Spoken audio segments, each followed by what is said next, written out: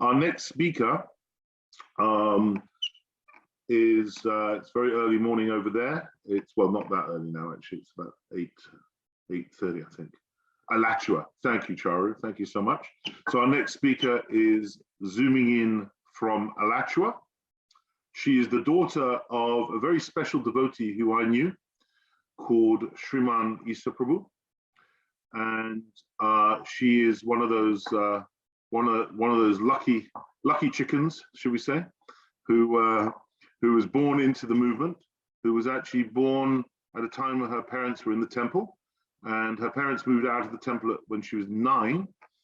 And then in 1999, they met Srila Gurudev when he was on his, what would that be, his fourth world tour. And in that year, she took Harinam and Diksha in 1999 when she was very young.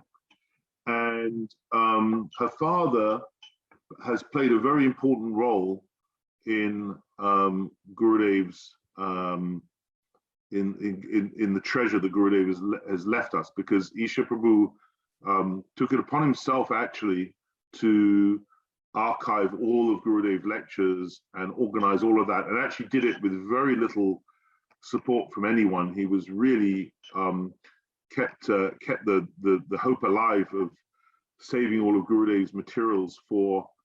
In fact, it's quite interesting because when I was talking about how Gurudev has given us the treasure of Rupa Goswami's teachings, well, those teachings and that treasure is stored in his books and his lectures, which is what Isha Prabhu was able to retain for us. Without him, I don't know how much we would have lost.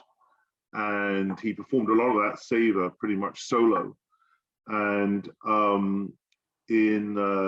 next speaker helped set up the Pure Bhakti Archive Inc. in 2015, which is basically, its mission is to transcribe all those materials to improve the quality of the archive, the sound files, and also turn it into written lectures as well. And she humbly says, oh, well, since he left his body in 2018, she writes that she's humbly sort of administrating, and it's Lavanga and Ambarish who are heading up the seva, but I'm sure she's understating her own seva there. It's very, very important and beautiful seva. So with a very warm welcome, thank you for agreeing to share your Pushpanjali. Srimati, Madhavi, Didi, welcome to our little Sunday program. Please share your heart freely, and a warm welcome. Thank you, Prabhu. Om Adhyana Timirandasya Gyananjana Shalakaya Chakshur Umaditam Nena Tasmai Shri Guruve Namaha Vanchakopaturupascha Kripa Sindhu Devacha Patitanam Pavanevyo Vaishnavevyo Namo Namaha. Thank you, Prabhu, for giving me this opportunity to attempt to glorify Srila Gurudev. As I think all these speakers and devotees know, that Srila Gurudev's glories are unlimited. And I think we can spend years, day after day, with all of his disciples, hour after hour, glorifying, and we'll never finish speaking his glorification. So yeah, I met Srila Gurudev in 99, and I really didn't know anything about any of the dramas happening in different circles. Ramesh Prabhu, he's from Costa Rica. He came, he brought a poster of Srila Gurudev to the ISKCON temple where I was staying at the time. And he said, give this to your father. So I didn't know anything, okay. And that very night, my father had gone to see Srila Gurudev, and he called me up and he said, you need to go there. And Gurudev was staying at a family friend's home. And so he said, you need to go there and you need to stay there and don't leave until he leaves. And so. Sorry, Didi, do you mind just speaking up slightly or coming nearer the microphone? Yes. Thank you. Sorry to interrupt you. It's okay. Is this better? A little bit more. A little bit more. That's good. Now you're in range. That's good. All right. Sorry. So yes, my father, he told me to go where Gurudev was and to stay there and not to leave until Gurudev left. So I was staying in the ISKCON temple at the time, and I packed my things. I snuck out after Mangal Artik, and I went there, and I had the most incredible opportunity to meet Srila Gurudev. And prior to that, I grew up in the temple. I grew up hearing the glories of Srila Prabhupada. And at 19, I moved back into the ISKCON temple at a time where I thought I was an adult. And I wanted to try this bhakti thing out as an adult and see what it's all about. And for whatever somehow good fortune, as I was there, I would sit in front of Srila Prabhupada's Murti and I would pray, I want a guru like you. I want a guru like you. Again, every morning. And different devotees there, they would say, oh, you should get initiated by my guru, my guru. And I'd say, okay, I'll meet your guru, but I want a guru like Srila Prabhupada. And surprisingly, a lot of them looked at me in like a disturbed way, like shocked. And I didn't understand that reaction. And when I met Srila Gurudev, deep inside there was that feeling, this is my Srila Prabhupada. This is my Srila Prabhupada. He came. And so my father, he wanted to sort of test me. So when I wanted to get initiation, he said, no, you should ask the senior devotees. You should make sure. So I asked them, I said, isn't he like Srila Prabhupada? Isn't he like Srila Prabhupada? Shouldn't I get initiated? And so all of them, of course, they encouraged me and they said yes. So actually, Ramesh Prabhu, he told me, he said, go to Srila Gurudev's feet in the morning when he's going on his walk and grab him by the feet and ask for initiation. And I knew nothing. So I went and I grabbed his feet and then I looked up at him and I said, will you give me initiation? And he put his bead bag on my head, and he kind of chuckled. And then he said, you should get initiated by, at the time, our family had a close relationship with Satsvarup Maharaj. So he said, you should get initiated by Satsvarup. If you get initiated by me, you'll have so many problems and they'll kick you out. And I said, I don't care, Gurudev. I want initiation by you.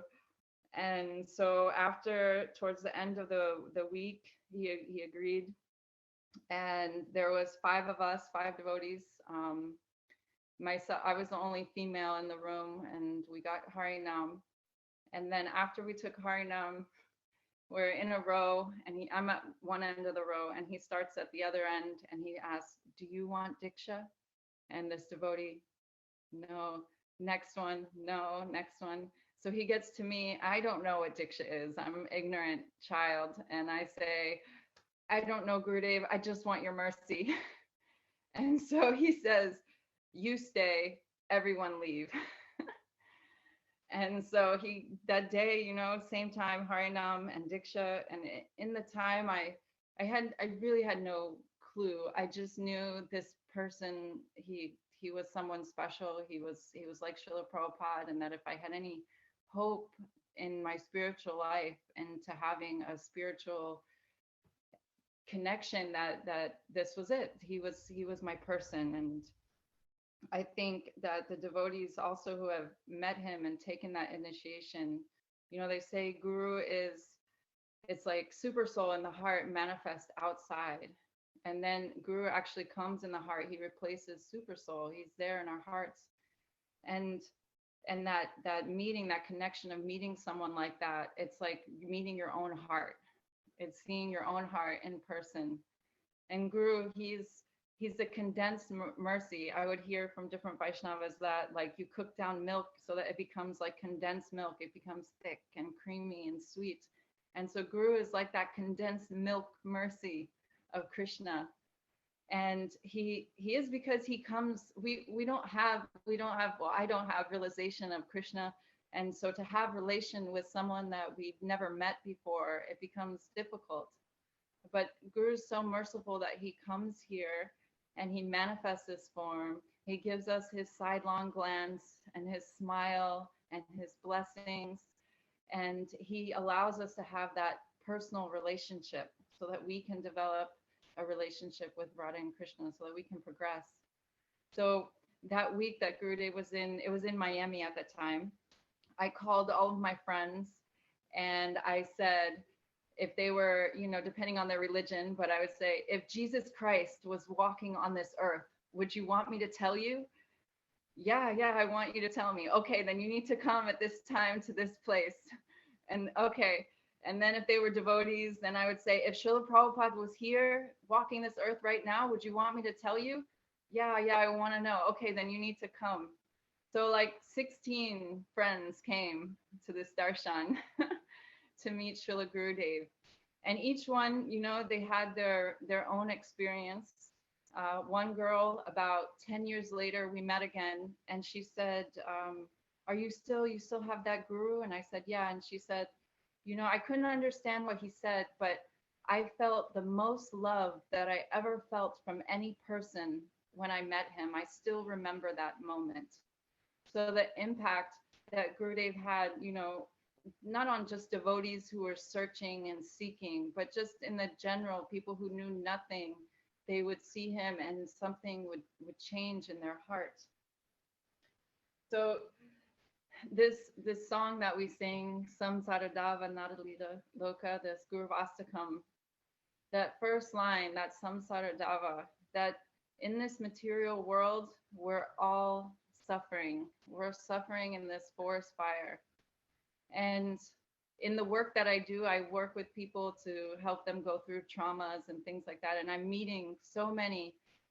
And these things that I took for granted growing up, you're not this body, you're the soul, the material world is temporary. These things that just growing up here in the devotee environment, you hear these things and that's fact. It becomes just, that's the truth. And you understand that when suffering comes, even if you're suffering, you still understand that it's temporary and that it's karma. So these people that I'm meeting now, I see, they're in that fire. I'm still in that fire, but they're in this fire and they're suffering with so much fear and anxiety and worry. And some of them, they have all material facilities, everything anyone could ask for materially, but inside they're communicating, they're sharing, no, I feel empty inside. I don't feel right inside. And this is the beauty of Sadguru, of pure Guru, of Gurudev, that they come here and they share this Harikatha and they tell us the truth, the reality.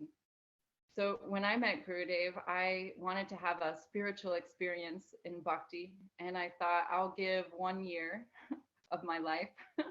I'm going to follow him around and I'm going to just try and do everything he tells me to do to the best of my ability.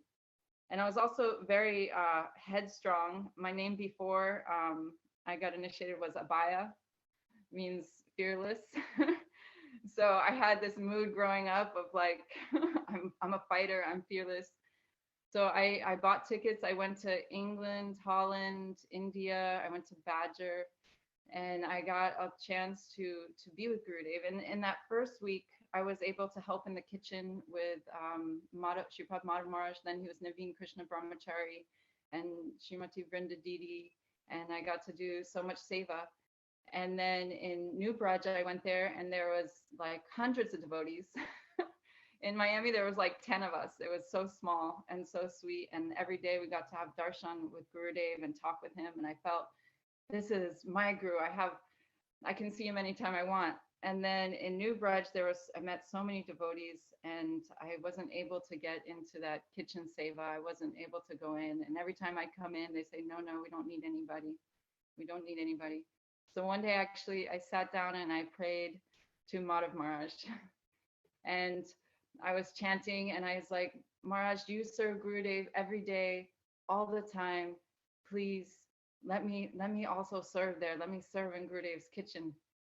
And the next evening I went there and they put his plate in the sink, but no one was there. So I ran and I started washing, but like really slow.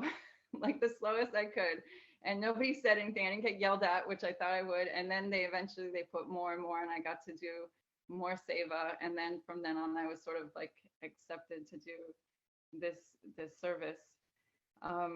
And then also in India, in Mathura, after a few years, I was invited there. Sripad Tirthamaraj actually told myself and some other girls to go to Mathura and help for Janmashtami preparations.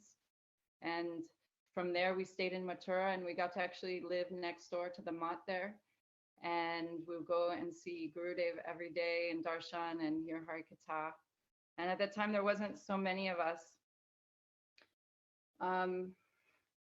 So actually, Dvija Krishna Prabhu, he would let me pick through Srila Gurudev's rice and pick out the bugs and the dirty rice. He put a plate outside of Gurudev's door and have me sit there and do this. And then when Gurudev would come out of the room, he would get me up real fast and have me hide the seva. He didn't want Gurudev to see. So I took some notes here so I didn't get off track.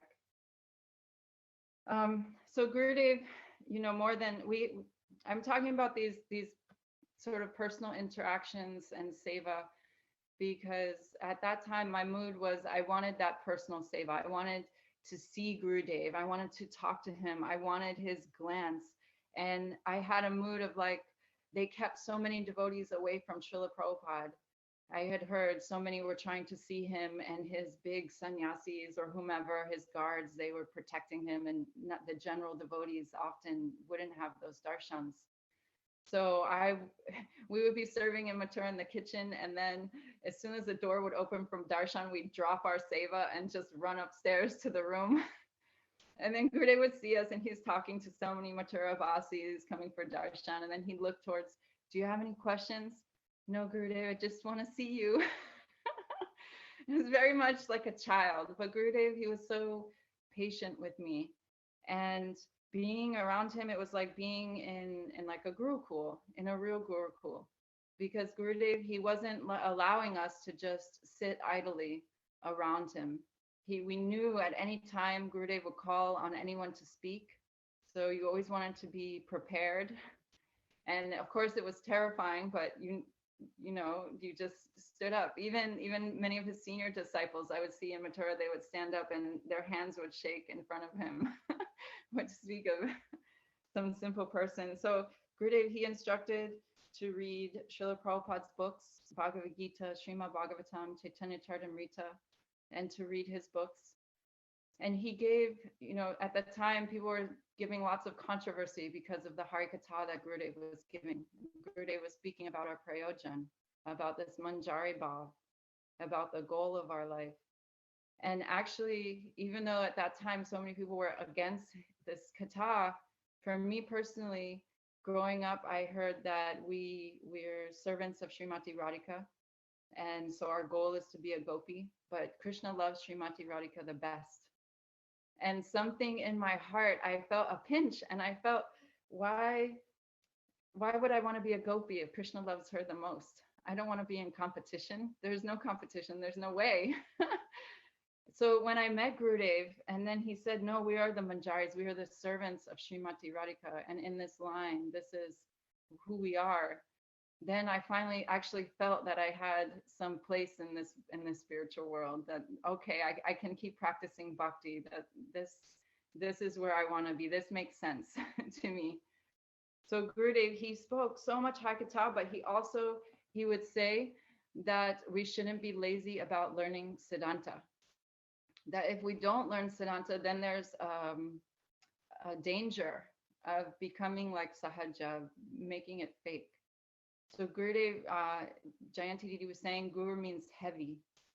So while Gurudev was so loving and kind and the condensed milk mercy of Krishna, he was also very strong and heavy in his own practice and his own sadhana.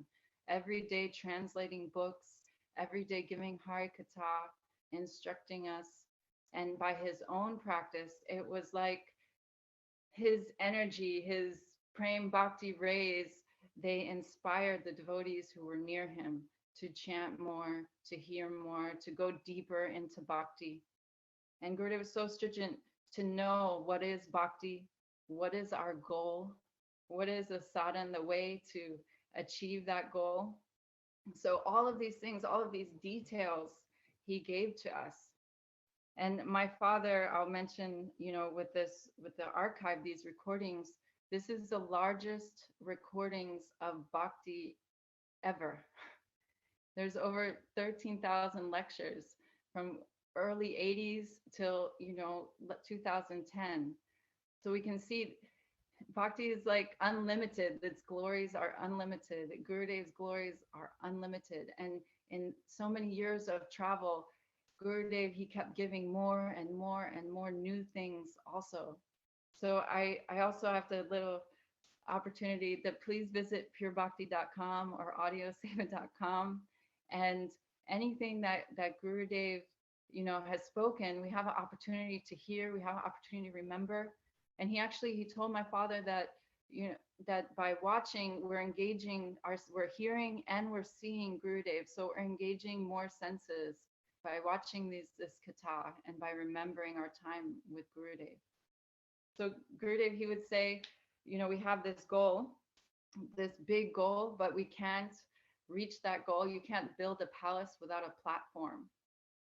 So we have these big goals, lofty goals, but then we also have to come and see, he would say, check your own pulse and see where are you in relation to that goal. And you can check every Ekadasi, every Janmashtami, every festival. How have I progressed? How am I following Srila Gurudev's instructions? And every place, everywhere we went for the time that I was on tour, Gurudev, he would say, don't criticize. Don't criticize, again and again and again. And we have these lofty goals, but if we can't follow this one basic principle, then he would say that bhakti will be destroyed. It is the one thing that can destroy our bhakti. And so many have come to Gurudev from so many different backgrounds. And I know for myself, so many different anartas. And when I came to Gurudev, I have these problems, I'm struggling. He would say, it's okay, just keep going. Are you chanting? Yes, I'm chanting. Okay, keep chanting. Are you reading? Yeah, I'm reading. Okay, read Prabhupada's books, read my books, and keep going. So I know there's so many devotees watching, and in talking to different Vaishnavas over the years, we all, well, some of us don't, but many of us, we struggle with our inner battles. And one of the, if we can't do anything else, if we can avoid this criticizing, this mentality to criticize, because it's a nature of the mind in the material world to criticize. I like this, I don't like this, I like this person, I don't like that person. But that tendency that we have, if we don't root it out, then Gurudev said eventually we'll actually criticize our own guru and we'll leave Gurudev. So it seems like something so simple. Oh yeah, just don't criticize. But really, if we think about it, if that's the one thing that can destroy our bhakti, how important and practical this is. So not only that, but then we can go further. And then Gurudev, he said, read Upadeshamrita. So us, some of the girls, we were studying Upadeshamrita, and then every day we would pick, like from the first verse, Vacho Vegam, Manasa Vegam. So we would remind each other, oh, today's Vacho Vegam, just keep chanting, don't say anything bad, don't criticize. And then if the angry day, then, oh, don't get angry. Today we're trying to control our anger. So in these simple ways, we are trying to take Gurudev's instructions and manage them practically. Because we can chant, and Vaishnavas will say, you can chant, but what is the value if we're chanting and our mind is going to so many bad things? So one Vaishnavi, she was talking that for lifetimes we've been married to Maya, lifetimes and lifetimes and lifetimes. And Gurudev saying, let go, come to me, come to me. But we hold on. Oh no, I can't let go. So she said something sweet. She said, just with one hand, we can take our mala, and with this hand, we can hold on to Gurudev. If we can just let go with one hand, then we have some hope that we can hang on to Gurudev. And this mala, this japa mala, is like our umbilical cord, our connection to Guru. And just like the baby is in the womb of the mother and has no sense that the mother is there, but the mother is providing all nourishment. And so this mala, this is also like our umbilical cord and our connection to Srila Gurudev. And Gurudev, he's a transcendental personality. Where Krishna is, he's not limited by just being in our physical presence. And so we can put a picture, we can sit in front of that picture of Srila Gurudev when we chant our japa, and we can pray that, oh Gurudev, you sit with me here and help me and guide me. And Gurudev, he can respond, he can react, he can give us answers. He's not limited. And but not just chanting like mindlessly. We have to have utsaha, nischaya dharya. We have to have this enthusiasm when we chant that just now the name is coming, just now Gurudev is coming. Having that excitement when we put our hand in the bee bag, not snicka, snicka, snicka, snicka, and then moving on, not distracted, but taking some time to really connect and to really pray to Gurudev. And so when we were on tour, even though we're in the presence of Gurudev, it's not like every day, we just go and hang out and have our questions answered. So many things are going on. And often we didn't have any privacy on tour. It was just a bunch of us in the room. And so what we kind of learned to do, we were instructed to do, so we take our dupatas, cover our head. That was our bedroom, our room, our time with Gurudev. And if you had your chadar over your head, then everyone knew, just okay, leave it. But every day we tried to make this endeavor to take at least some little bit of time to chant with that focused energy, to pray to Gurudev. And over time, increasing our japa and increasing that time to focus. And so our Gurudev, he came so that we can have that relationship, so that as we develop that love and affection for him, then he can offer that love and affection to Shri Radha and Krishna. But how will we develop that love and affection for him? We have to follow his instructions. We have to deeply look at his teachings. We can't be lazy in learning Siddhanta and just focusing on these nice, sweet pastimes. But we also can't ignore the beautiful, sweet pastimes that Gurudev gave. He said, if I don't give this katha, then it will be lost. It will be lost. So it's so important. No acharya gave this sadhya katha like Srila Gurudev has, in so much depth and so beautiful. I think he melted everyone's heart that he came in contact with. So he's not limited by this body, and by chanting and by doing our sadhana, then we can slowly develop this relationship with him. And also by finding any seva. So being in the mat and being around Gurudev, I would lament that I wasn't a brahmachari and that I couldn't have this direct service to Srila Gurudev and have the same kind of contact. But different Vaishnavas and Gurudev also, he instructed me, stay with your father and help your father. And so I saw when I stopped traveling and I came that my father, his wall to wall, his apartment was just trunks of tapes of Harikatha. And he kept telling Madhavi, I need help. I'm doing this by myself. We need more help. There's so many lectures. And anyone that knows my father knows he wasn't particularly like an organized personality. But somehow, he managed to digitize, and Gurudev told him, I go places and people have already seen the Harikatha from the last place. So immediately after he would speak, then Vasanti Didi or Anita Didi, they would send a katha to my father and he would upload so that devotees could be online. So I saw that my father, even though he wasn't on tour like I had been and having that direct association, still he was serving. Every day he was serving. He was available day, night, 24/7. And he would tell me, Seva saves us. Seva saves us. And I read Srila Bhakti Rakshak Srila Maharaj, he said that having responsible service it protects us, because then we have to bear that burden. We have some responsibility to our Gurudev. And yes, we have the responsibility to follow his instructions, but when we have a physical seva that we must do, then it keeps us going, and it also pleases Srila Gurudev.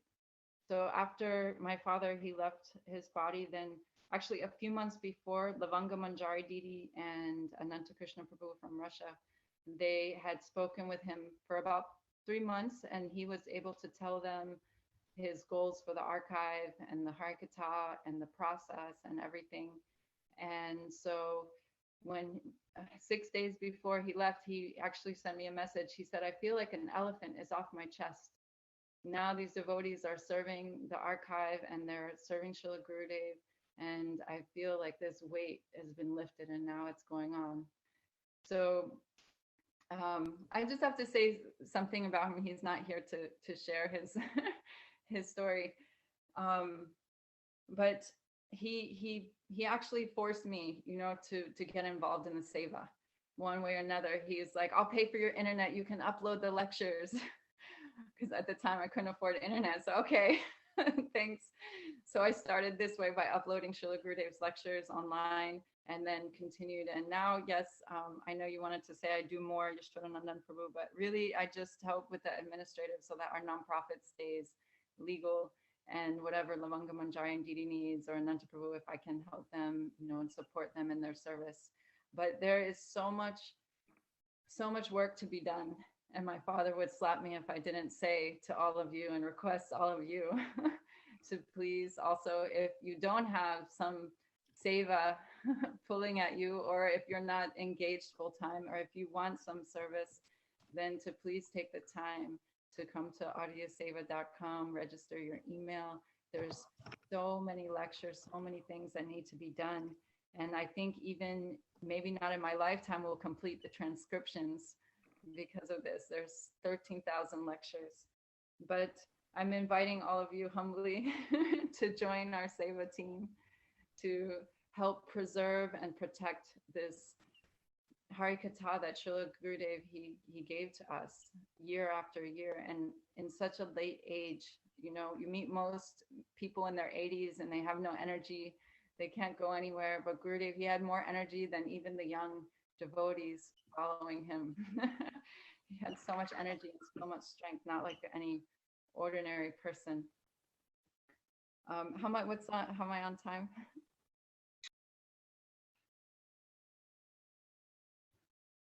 I can't. Can you turn off? Oh, sorry. Yeah, you can, about another minute, Didi. Oh, okay. So I'll be quick. So Gurudev, he said, I have everything to give, I have nothing to take. So there's Guru, and then there's the kangaroo. He would say the kangaroo puts everything in his pocket. But I saw Gurudev, I saw devotees giving him a whole wad of cash in India. Here, Gurudev, here's everything I've collected this year, take it. And he would say, oh, but are you going to be okay? He was so concerned for his disciples. And then he would maybe take like $1 and then give them everything back. And so Gurudev had this loving nature, always wanting to give his mercy, always wanting to share his Harikatha. And our job as disciples, my job, and reminding myself, is to follow those instructions, to chant, to hear again and again his Harikatha, and to always try and be in sadhu sangha. So I don't know if you're showing Nanda Prabhu if you're talking to me or not, because you're. So as my mum just came in, she has to get first attention. Okay. It's mum then God. Finish up here. Just ask all of you devotees, Vaishnavas and Vaishnavis, that any mercy you can send my way, any blessings, so that I can really follow Gurudev's instructions completely, so that I can progress in this path and that I can always be in his service.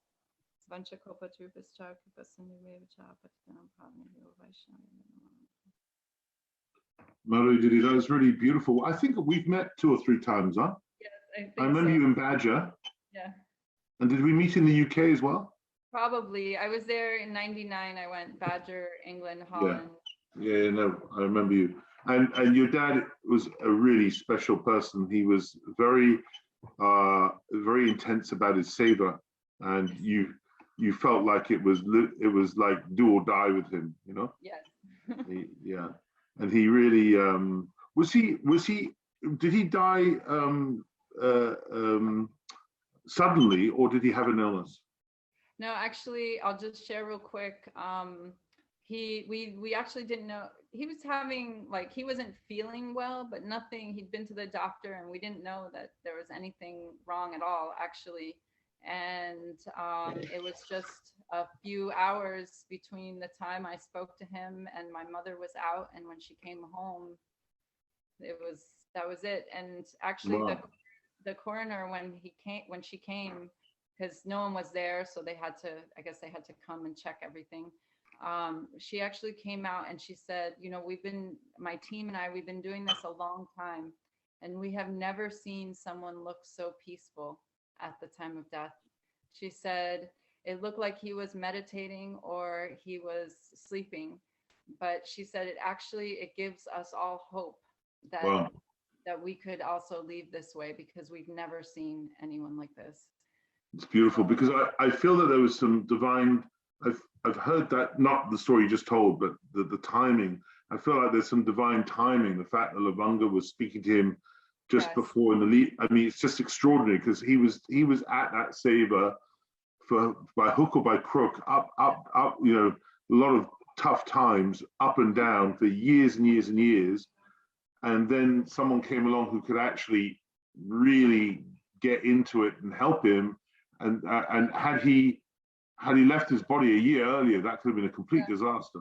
No, it would. It was amazing how Krishna arranged. A Beautiful. few months before, he told me, Madhavi, you find me helpers, because he was asking, and no, you know, he's a little rough around the edges sometimes about it. So he was like, you asked. That was part of his beauty, though. That was part of his beauty. He was like super soft, but you know, I know. he had this side, the external. So he asked me to find help, and then somehow Brenda Didi pulled in Lavanga Didi, and then I don't know how Anantapuru came. And it was extraordinary because, yes, it was just a few months. And then also he had been taking care of his nephew, my cousin, who was autistic. And he'd been living with my parents for a few years. And the day before my father left, he had actually moved out. My cousin had moved out. So there were so many like things aligning. And even that message he sent 6 days before, I didn't read it for maybe a couple weeks, but it was like he actually said that elephant was off his chest. Like he felt, you know, that he could die happy in a way. And it was, you know, that struggle that he went through for so long. I think he knew that this next stage, like he could move on to his, I guess, his next service. No, beautiful, really beautiful. And I love what you said about I love how you said to people, if you met Jesus, would you want to meet, if you could meet Jesus, would you want to meet him? Then to the devotees, if you could meet Prabhupada, would you want to meet Prabhupada? That you obviously got a bit of marketing blood in you there. That was very good. And how even people who had no devotional interest could feel that love. I relate to that through a meeting that my father had with Gurudeva. And when my dad was in hospital, I brought him a copy of the Jaiva Dharma, and he was going through all the parampara, and he was like, no. And then he came to Gurudeva, and he goes, he's the one for me. Because Gurudeva, even though my dad was agnostic, he touched him in some way. And it was like, he became Gurudev. Somewhere in his heart, there was something. Gurudev was very, very, very magical like that, very extraordinary, quite a chincha. I'm going to get in touch with you, Madhavi, because I've got a feeling that we could do some, with Yashodhara, you could do some nice seva together if you've got any time for. Yes. I feel like you're begging for some seva, so we have to oblige. Jai. Yeah, are you interested? Yeah, of course. Great. I'll do what I did with Dilip. I once phoned Dilip up, my friend, and I said, I need to ask you a question, but I need you to tell me that you're going to say yes before I ask the question. He did. I received a box of Takurji that way. Someone brought to me and they said, you have to say, yes, you're going to take this. And I'm like, is it an animal? And no. And they're like, I'm like, Very well. Thank you.